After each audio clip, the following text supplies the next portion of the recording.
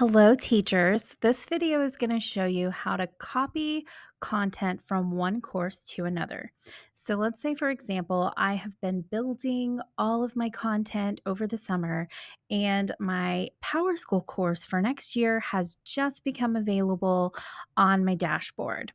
So I want to move that content into that new PowerSchool course shell. So the first thing I'm going to do is I'm going to go into my course shell that is new, my empty course shell. I have nothing in this course. And I am going to import existing content. And from here, I have the option to choose content type, and I want to copy a Canvas course.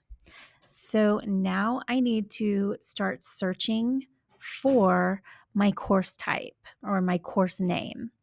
I'm going to just search uh, engagement, and this is the course that I want to copy into my new course.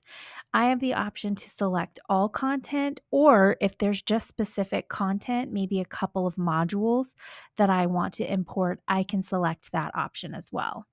And I want to adjust my events and due dates. So I'm going to remove dates.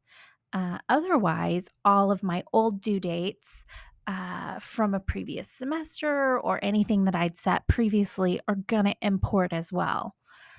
So now I'm going to click import. And while it's thinking, I can see which content I want to import. So I'm going to select my content.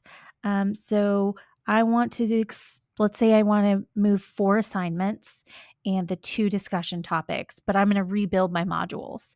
So those would be the things that I move over. Remember, if you want to move everything over and then just delete, that is an option as well. So I'm selecting this content, and now I can see that this content has been queued. And once it moves through that queue, it will go ahead and import into my new course shell.